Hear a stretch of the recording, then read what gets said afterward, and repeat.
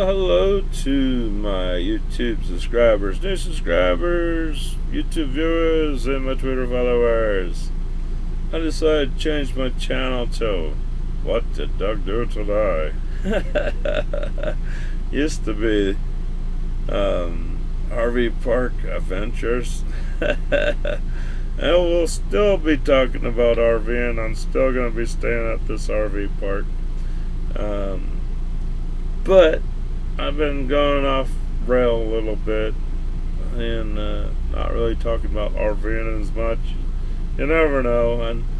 And my channel's, we'll still talk about RVing stuff, the do's and don'ts at RV parks. They'll make your stay a little bit better so you don't have people fucking calling you a dickhead. And things like that while you stay at an RV park. Not all RV parks are the same. The RV park on that is used to be a mobile home park, and then they turned it into an RV park, or at least half of it was mobile home park, and the other half was RVing people. About 3 or 4 years back, they decided to kick the mobile home people out and make it into a full-blown RV park. Now that pissed off a bunch of mobile homeowners. They're like pissed, which I don't blame them. Because if you're gonna be full-time RVing, it's a change of lifestyle. It's not for everybody. I could do things over if my life wouldn't have went one way. My life exploded about 8 years ago. I got disability. I got a neck spine disease that has no cure. So I'm on disability now. But no big deal. Life goes on. You just carry on. Enough of that crap. But I sure wasn't planning on being a full-time RVer. That wasn't my dream. My dream was to buy an RV and take it out on road trips on days off. Like I love fishing, I love hiking, I love outdoors. But I need money. You need to get a good job. I had a good job on AC Tech. I worked on chill water systems and hot water systems and regular AC systems and stuff for a property management company in Dallas for 20 years. And it was an awesome job. And I was happy I was able to have that opportunity to learn the trade and work in a huge ass office building environment, which was cool. I wish I would have started my YouTube channel when I wasn't disabled and doing my AC work, because that would have made my channel awesome. People would have been going, wow, he's got a crazy ass job. It was pretty cool. I used to be a maintenance man at some hotel chains in Dallas, like the Harvey, Adams Mark hotels. They were fun hotels to be maintenance in. I started, before I got into maintenance, I was a security officer for Harvey. Now that was pretty fun. Harvey Hotel as a security officer, that was pretty good. Didn't have to deal with a lot of crazy people, just once in a while. But as a security officer, that was a fun job. And then Harvey I was working maintenance at the Adams Mark Hotel and being security at Harvey. So I got tired of kind of switching back and forth. I like maintenance a lot better than security. Security was a lot easier, but it wasn't paying as much. So you had to pick.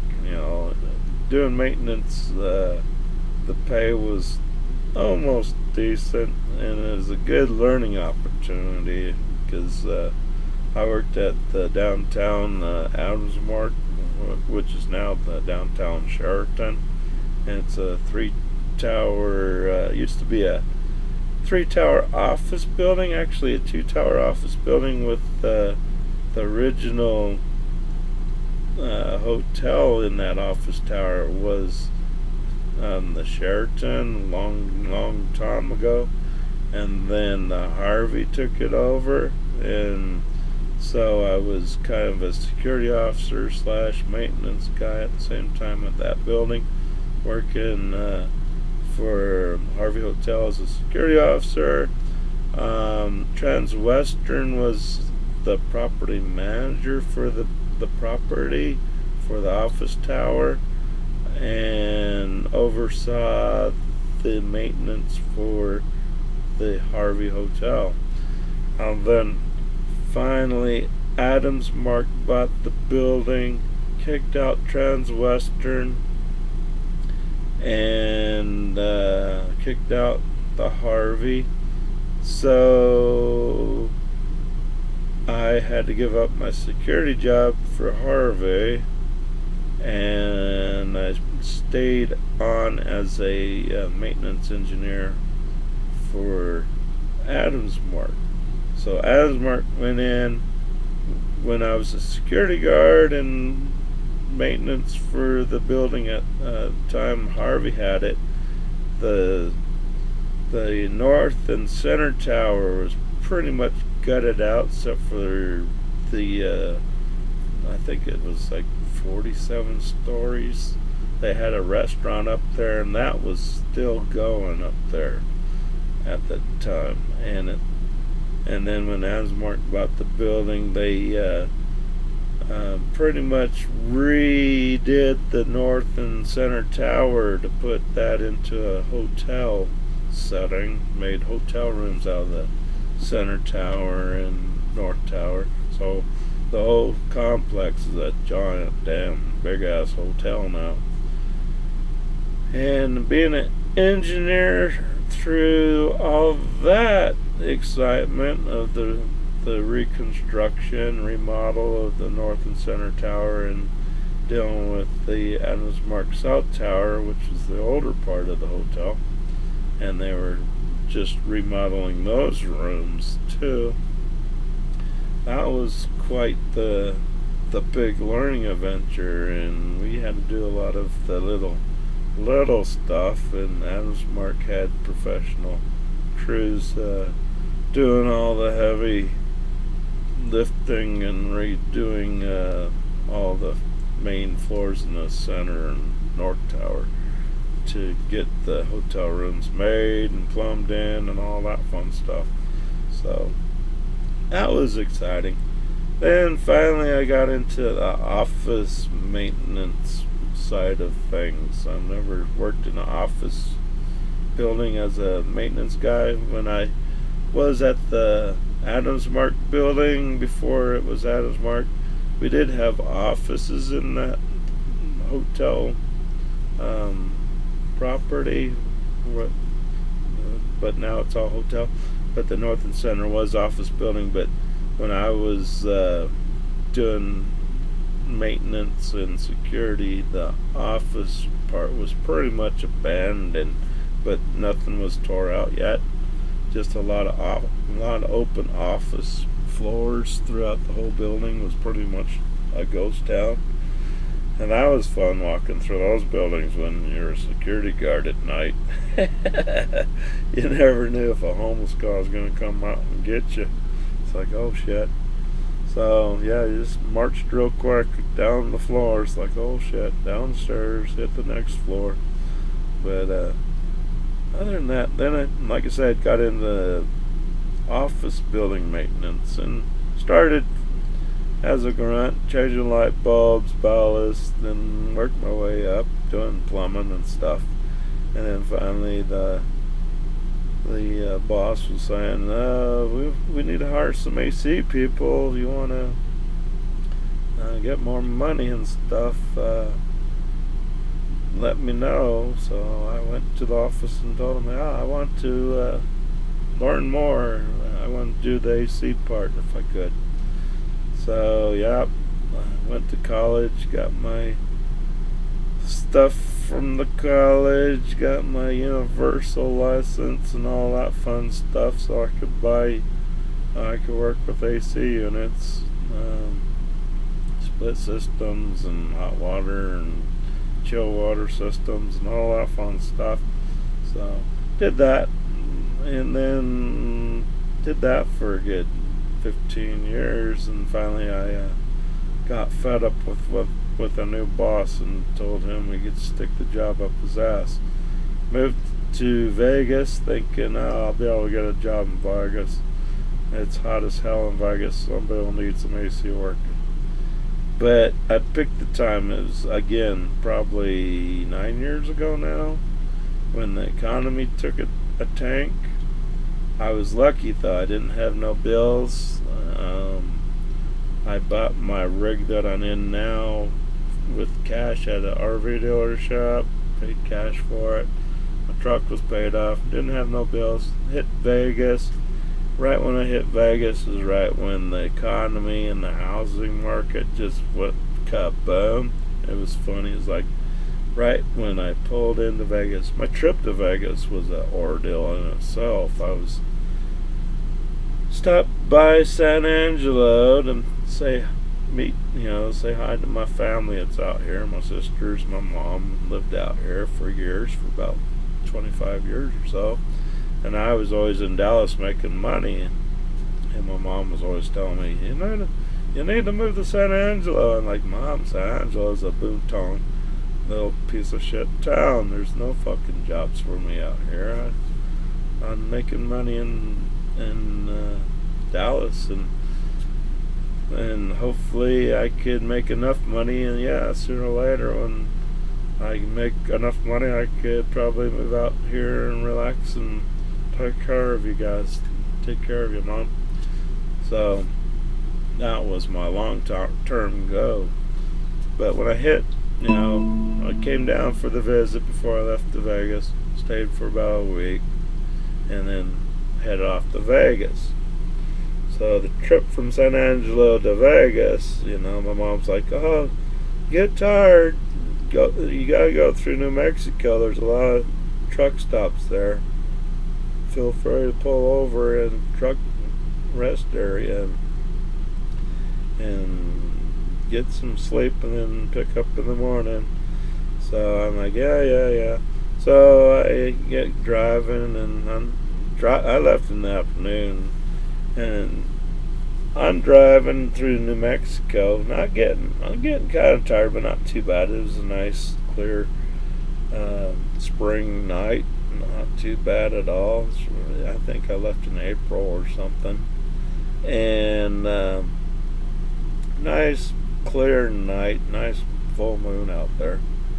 And I've tried going into a rest stop, but they were all full of semis and not a lot of room. So I said, well, I'm not really tired. Plus these damn semis got their engines going. You couldn't get any sleep if you wanted to anyway, or you get gassed out from the diesel stink. So I pulled out and carried on, hit Arizona. By that time, the morning was starting to show up, the sun was starting to come up. And I'm probably about an hour away from Tucson, but I knew there's rest areas in Arizona. Especially, I knew there was one before Tucson. So I'm getting tired by this time, and I'm like, oh shit. So I see a rest area. It's all barricaded off with cement barriers saying rest area is closed. So I'm like, oh shit.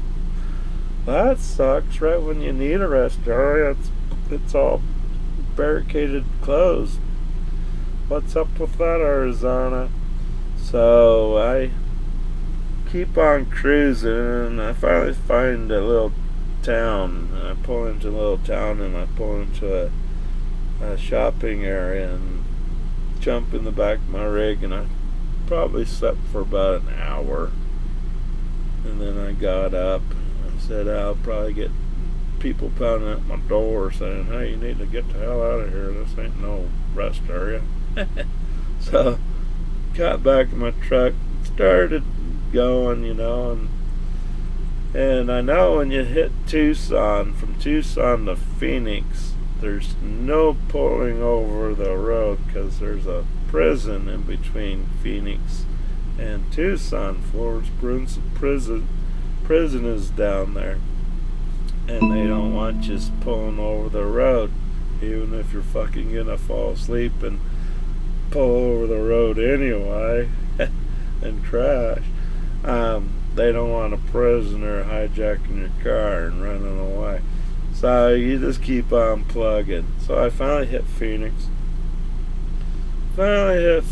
I'm fucking delirious at that time. But I'm running out of gas too, so I need to fill up in Phoenix. So I pull into some little gas station and I'm going slow, just putting in. This is the first time having my rig behind my truck there, and my mom's always told me, you need to pull in wide, you can't pull in too shallow. So I go in real slow, and I thought I was wide enough, and I'm not going fast. I'm probably going about 3 or 4 miles an hour towards the pump, and turn in, and all of a sudden, not putting on any gas pressure on the pedal, just kind of coasting in, and all of a sudden my fucking rig, my truck stops automatically. I'm like, whoa, what the hell? So I look in at my mirror. I should have been looking at my mirror while I was making my turn at the pump, and sure enough, my damn trailer hit that little cement card that keeps you from going into the pump. It rubbed against that to stop it, so I had a little racing stripe, new racing stripe on my trailer on the driver's side, and that even pissed me off more. I was like, oh, son of a bitch, I could have seen that going. Could have stopped and backed up and went a little wider. But, oh well, pulled in, got off the damn cement thing, pulled in, got my gas, told the cashier what I did. I said, well, ran into that little cement thing. Didn't do anything damage to your cement thing, just pretty much put racing stripes on my trailer. They didn't do anything. I just kind of thought, well, that was kind of fucking stupid. So I'm like, oh well, here's your money. I thought I'd let you know. I'm not didn't want to hit and run. If you did want to have some kind of compensation for putting a scratch on your little cement barrier there, but everything was fine. So I got full tank of gas, checked everything, and cruised off. Went on to Black Canyon Freeway to head towards Flagstaff. So I'm going up that steep grade and going probably 20 miles an hour, and semis are blowing past me until they get slowed down, and so I'm just enjoying the ride, just going, geez, this sucks. So I'm getting up there, and my sister calls, hey, what you doing? I was like, well, Black Canyon Freeway, I'm probably about an hour off away from Flagstaff. She's like, Flagstaff, it's supposed to snow up there tonight. I'm like, it's fucking springtime. Yeah, it ain't gonna snow. Sure enough, I start seeing snowflakes hitting my fucking windshield. I was like, oh shit, you jinxed me, man. It's starting to snow up here. So I'm putting and going, and finally it's starting to really fucking snow. Snow's starting to stick on the roads. All of a sudden we're seeing probably 2 or 3 inches of snow, and the cars are starting to spin out and get stuck, and traffic stalls, and we gotta wait for a snowplow to get these fucking people moving again. So I finally get up towards Flagstaff to make your left-hand turn to go west, so you're heading towards fucking Vegas. You want to cut across. My goal is to hit Boulder Dam and then go through Boulder to to hit Vargas. My plan was fucked at that point. They had big warning signs: no trucks, no trailers. We'll go over Boulder Dam. You'll have to take the detour. I'm like, oh fuck, but to back up a bit, I'm driving with the snowplow in front of me, and they're kicking shit up into my fucking windshield, just ice and their fucking salt and crap that they're putting on the road, just getting battered, and then the snow's not stopping. And there's a little freaking RV park in between Flagstaff and Boulder there. I can't remember what little town it is before, but I see there's a Conoco gas station, and there's an RV park above that. And I said, well, the snow fucking's not stopping, and I'm tired because I haven't slept since that little pit stop in between New Mexico and Tucson there. So I'm getting delirious. So I see that RV park, I pull in there, and I'm freaking delirious. So I'm walking to the management building, and I open the door. I'm like, "Oh, you guys open? How much is it a night?" And it was like $35 a night. And they said, "Do you have a Good Sam's membership?" I'm like, "Well, yeah, I got a Good Sam's membership." So they gave me a little discount, I think, if anything. But they said, "Well, we're open today, but if you stay, we don't have a plow or anything to get you out if you plan to just stay overnight." So said, "Well, we'll see how it is. I'll pay for tonight, and if I have to stay tomorrow or something, I'll come back and pay for another night." But I ended up staying for a couple of days there to let the snow melt, so I could get out of there. So I finally get to on the road again. Went down the Chevron, filled up, and went down towards Boulder. Saw the signs: no trucks, campers, or trailers going over the dam. You'll have to take the detour. And I was like, oh fuck, okay. So my detour is gone. You have to go through fucking California and then swing up to Vegas there. So you're like, oh. So I finally hit Vegas, and right when I hit Vegas was when you felt something. You're like, wow, what happened? That was just right when their economy just took a total shit. And then the house marketing went shit. And I'm not too worried, because I'm going to use my fucking 401k money until I can find another job or ride out this bullshit. So I found the RV park. I stayed at Arizona Charlie's RV park. Biggest rip-off. Vegas sucks. They rip people off in Vegas. Vegas is a scumbag town. They want to make money. They don't care how they do it. If they could fuck you in the butt, they'll do it. And they do. They charge you like a $1,200 tax if you stay full time at an RV park. You gotta pay a $1,200 tax to stay there, and then it's like $600 a month on top of that for your if you're gonna do monthly there. Which Arizona Charlie's RV park, it was okay. I liked it because it had bathhouses, which is awesome. You didn't have to take a 5-minute shower. You go to a bathhouse and you could take like a 5-hour shower or a 5-hour bath if you wanted to, and have plenty of hot water. And I lived right behind the bathhouse, so it was pretty quick and easy for me just to get my clothes and walk over to the bathhouse and go in there. They're all private bath, so you're not sharing with people. So you just take your shower and enjoy yourself. And they had the casino right next door, so if you got bored, you could go to the casino and spend $20 for a couple hours or something, and come back to the rig.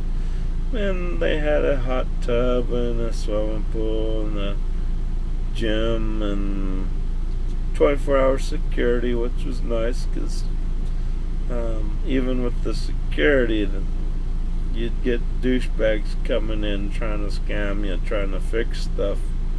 You'll have people drive in and say, yeah, I know how to fix that. I'll save you a bunch of money, but they're really douchebags, so don't fucking fall for that shit. You need to get shit fixed on your rig. You either do it yourself or you fucking have to take your shit to a RV dealership or a repair place and have it done professionally, or else you're gonna get fucked. Guaranteed. So don't fall for those douchebags. Call security, get those fuckers booted out of your RV park. So there you go. That's the first RV tip you should live by if you decide to get an RV or a travel trailer and you go to Vegas. Some douchebag knocks on your door. No, because if you get a blowout or something, you're gonna fuck up your trailer, your little plastic wheel guard that's over the wheels. Those fuckers will be history. Your tire will fuck those guys and might leave a little dent or something, and you'll have some little douchebag saying, oh yeah, I can fix that for you real reasonable. Yeah, he'll take your money and fuck up your rig for you, and then you're screwed. You're like, fuck you. How do I know that? Because I tried that with some guy knocking on my door. I saw you got a little paint stripe, little dent on your little travel trailer there. I can fix that for you real easy. And he didn't do shit. If anything, I thought he was going to end up taking out my fucking side of my trailer wall out. He's just pounding the shit out of my rig. I get outside saying, what the fuck, dude? Thought you were gonna roll it out, not fucking hammer the hell out of it. I could have done that shit. So, but that guy was a total douchebag. Threw him out, said, fuck, get the hell out of here. Quit fucking with my trailer. You're gonna make it worse, you fucking goofball. So there I was. The reason I quit my old job too is I felt my body was starting to hurt. My neck was getting real stiff, and I thought it was from stress and going to college and being full time and being on call, really not having a social life. I figured once I quit my job and go to Vegas, get a better job, and things would be good. But unfortunately, when you had the economy tank and the house market tank, and jobs weren't available, and nobody wanted to fix shit at their house because everybody was losing their houses, I felt blessed though. I had my travel trailer. It's paid for. I still have cash. Maybe something will open up. Meanwhile, go out there and apply for jobs and hopefully get one. But my body was still kind of kinked up, and I figured sooner or later my neck will pop and I'll be okay. Thank you, God. But my neck was not getting better, and as money was starting to dwindle, that's more stress than you could ever fucking imagine. And I wasn't out wasting my cash. I wasn't spending money on hookers and drinks and all sorts of shit. I was pretty much just buying food. Maybe I'd spend $20 a week in a casino playing slots or something just to do something. But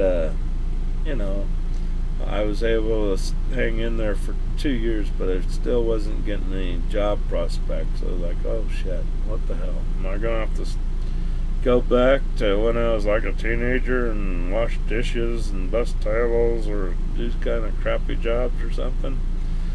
I shouldn't. I should be able to walk in and get an AC job or a maintenance job or a security job or something.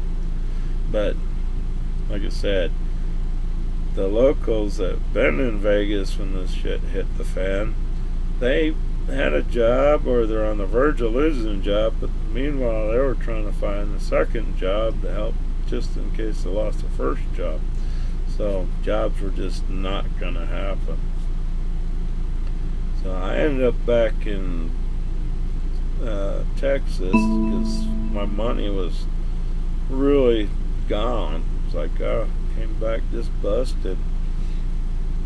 And I was able to get some medical help to go see a doctor, see what the hell's going on with my neck, to find out after MRIs, x-rays, and spinal taps, and all sorts of shit. Find out I have a spine disease. I ain't gonna get better. If anything, it's gonna get worse. So I was like, oh, that's fucking marvelous. So here I am at the RV park. Got disabled. You know, the doctor said, well, you're disabled. And so go to Social Security, apply for disability. So I did that.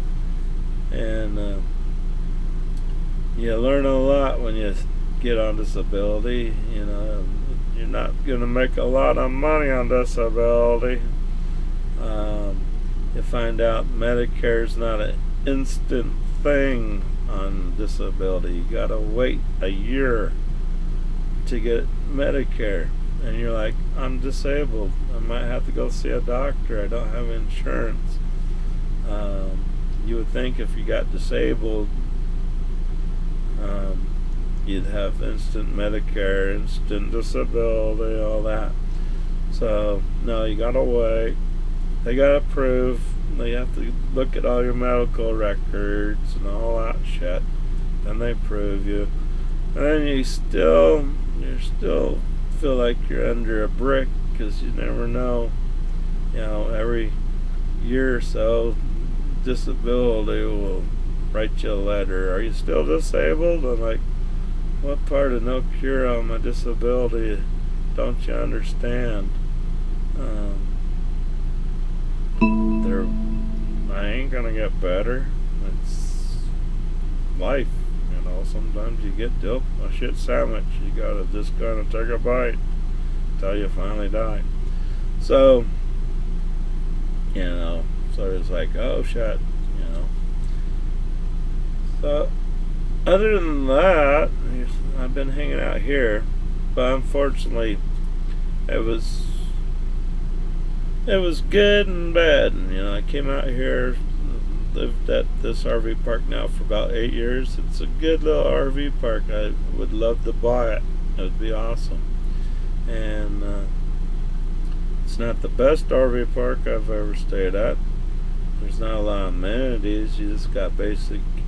You just get electricity and sewer hookup. If you want cable or internet, you gotta pay for that. If you're gonna be monthly here, you gotta pay for your electricity. But they do have two different prices. Have a lower price if you pay your electric and you cut your space's grass when it needs it. You could pay the lower rent if you want the management to cut your yard, and pay your, actually I think they're still making you pay electric, but they give you a discount on electric or something. You'll pay the higher price, but there's no amenities. The only good thing about the park is it's a nice quiet park. There's not a fucking lot of maniacs running around screaming, partying all night, keeping you up, and that's cool. If you want that, there's the RV park next to the lake. That fucking park will keep you up because it's next to the lake. You'll hear the boaters with their 1,000 amp stereos buzzing by with some crazy ass good looking blonde in a bikini. It's about ready to lose it on water skis, zipping past, and they're out having a good time partying. But now with the COVID shit going on, or the Chinese virus going on, it's not that. You'll still get the boaters out there, but still you're not going to have the crazy partiers because you don't want to catch the fucking COVID. Maybe you do, maybe you don't. I don't. This RV park is pretty cool. Everybody's been social distancing, so not having issues with people running up to me wanting a party or anything like that.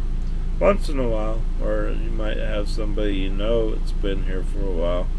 Then you might be walking their dog and seeing they'll come over and talk for a second just to say hi. Oh, you're not sick, so I guess I figured come over and see how you're doing. It's like, well, stay about 10 feet away. Like to see you. Love to talk with you. Let's keep your distance. I don't need to get sick.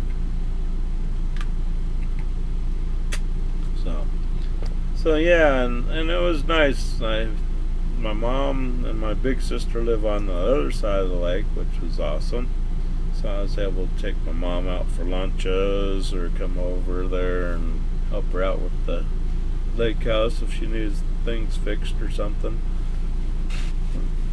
Or just hang out and see how she's doing. But unfortunately, we lost my mom last December, right after her birthday. I was like, oh, well, that sucks. So my sisters want me to move into my mom's cabin, but my mom's will made it so my mom's boyfriend could live there until he decides to stay or leave, whenever that will happen. Or he, as an attorney, say, you don't need to sign a paper saying you'll move out. It's in the will that you can stay there as long as you feel like you want to. And we all agreed because he's a good guy. He's been with my mom and they've went on road trips with their travel trailers and had a great time for years. So yeah, he's staying at my mom's lake house, and he's not going to tear it up. If anything, he's helped my mom with that cabin for years, helping fix shit, painting and things like that. They had my mom's lake house has a pretty good slope going down to the house, so whenever it rained real hard, the rainwater would hit the house and seepage would start coming in. So they had to build a little trench to keep that from happening, and he helped dig the trench and plumb that in and did a lot of stuff, and always took care of the yard for my mom, which was great. So he's staying there until he finally figures he wants to mosey on out, or if he wants to stay until he dies, as the attorney said. That's fine with me too. I'm happy. I do enjoy staying at this RV park. The only thing I might have to do in about a year or two is go find a new rig, because my poor rig has sure been through a fucking war zone. And rigs don't last forever. They're not made to be lived in full time. But you can do it if you need to. So maybe in a year or two, if my mom's boyfriend's still at the cabin, which is fine, not a big deal. I'll probably end up getting a new rig and sell this one prototype, because this will be a fixer-upper delight for somebody. They'll have to really almost pretty much gut the damn thing down to the trailer and rebuild walls and redo everything and fix something up, kind of make their own little tiny house on wheels if they want to. But I sure hate the day when that happens, because I have too much shit in this rig. It'll probably kill me transferring my shit to the new one. It's like, oh shit. So other than that, everything's doing good here. But But that's how we go here. But with the COVID, it kind of sucks. It makes RVing at an RV park or anything, I'm glad I'm at an RV park, not parked on the side of the road somewhere, being harassed by the local police, doing their job, saying, "Sorry, son, you gotta pack up your rig and move along. You can't be camping out over here. You'll have to find an old farmer or something and buddy up and let you see if he'll let you stay on his land or something." But or hopefully maybe save up and get buy your own little piece of land somewhere, buy an acre of land and throw your travel trailer on that and live there. But on the meanwhile, I'm unable to pay rent, pay my bills, so I can't complain. And I enjoy doing my YouTube videos out here. So yeah. So I changed my name today to What Did Doug Do Today? That's probably more appropriate.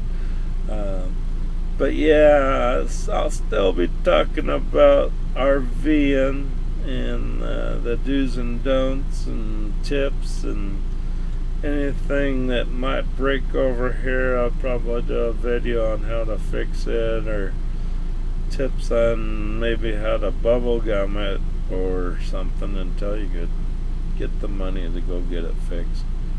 But yeah, full-time RVing is not for everybody. If I do recommend anything for anybody, would to buy a travel trailer. They're awesome. I always wanted one when I was a kid, but when I was a kid I was too poor.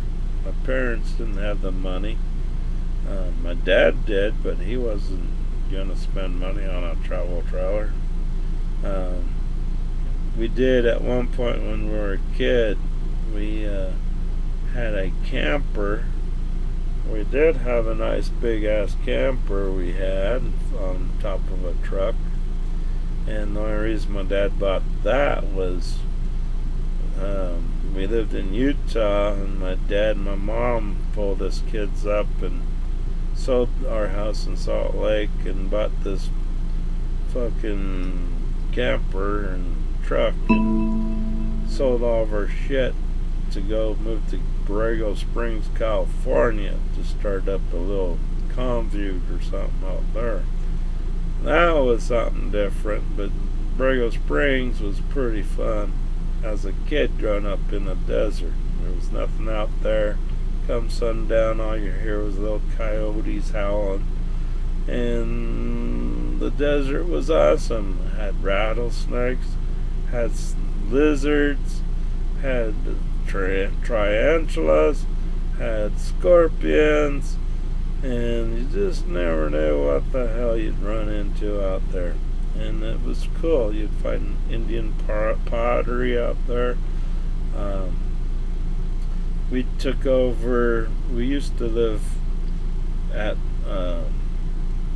had a little hotel right across from Borrego Springs Airport, and we turned that kind of into a mobile home park and kind of weird little bunch of, pretty much a lot of Vietnam vet people that came back from Vietnam and just wanted to say fuck the world. We want to get away from everybody and just live out in the fucking boonies and not so far away from the city where we could go get our food and come back and just sit back and listen to coyotes and see the tumbleweeds blow and shit.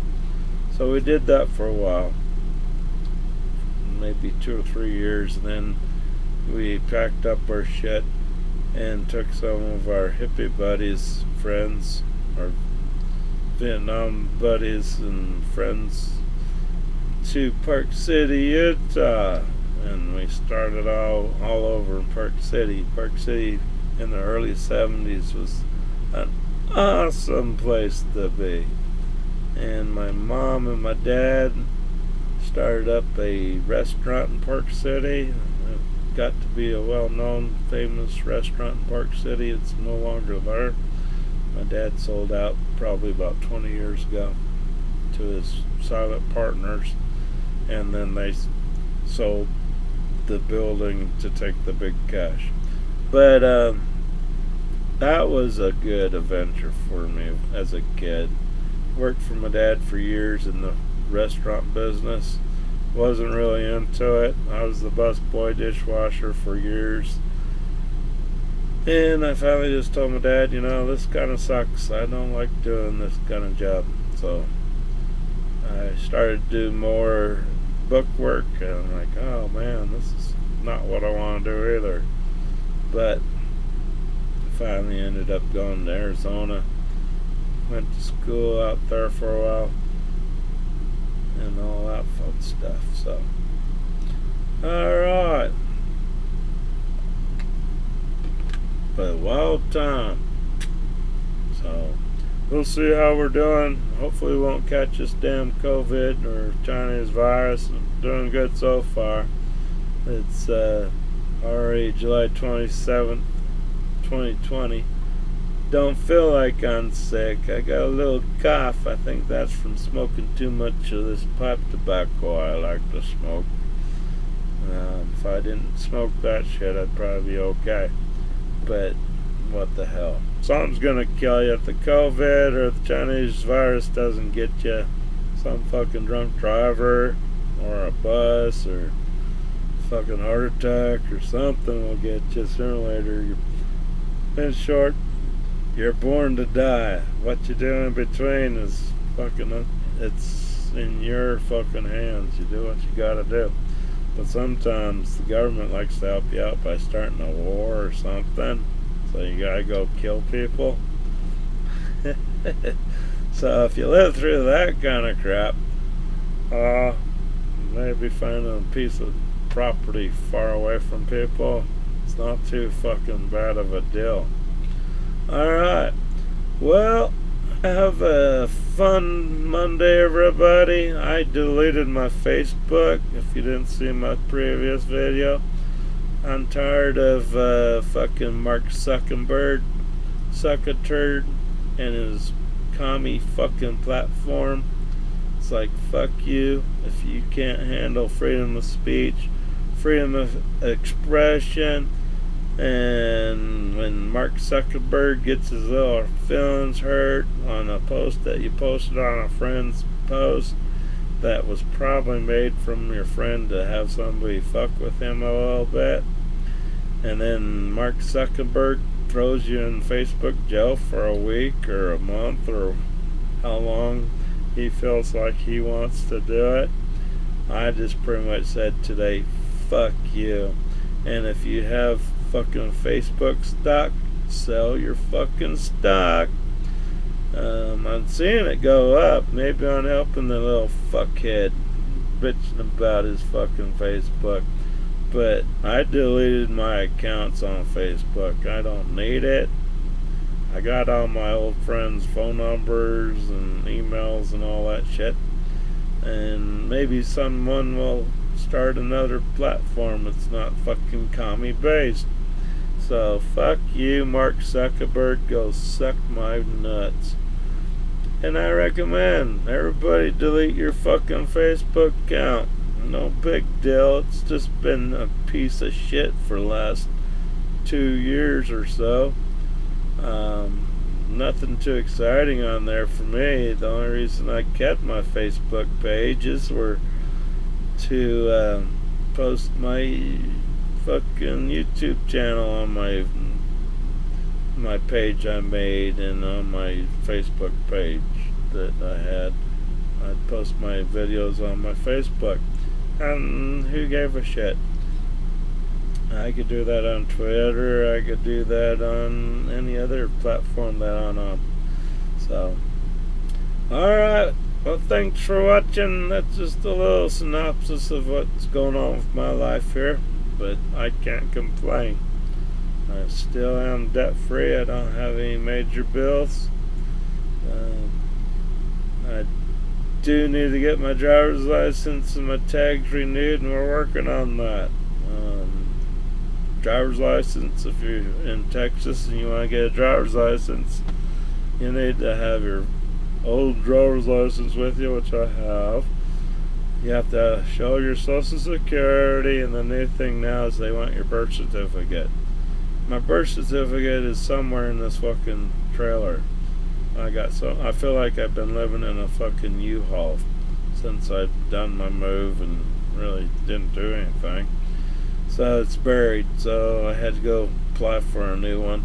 So that's coming. It should be here in 10 days, hopefully, and then we'll go back to the DMV and renew my driver's license. I'm like, what the hell? Felt like Obama. Let's see your birth certificate. Am I running for president? No, I'm fucking renewing my driver's license that I've had for fucking 45 years. And what the fuck do you want to know my birth certificate? Am I gonna run for president? Maybe I should. I'd probably be an awesome president. I'd be if you don't like Trump, you sure wouldn't like me. I'd be more pissed off than Trump. I'd be telling these fucking Democrats, you either fucking work with America or you get the fuck out of the fucking office, you piece of shit motherfuckers. You know, we're here to fucking make America great.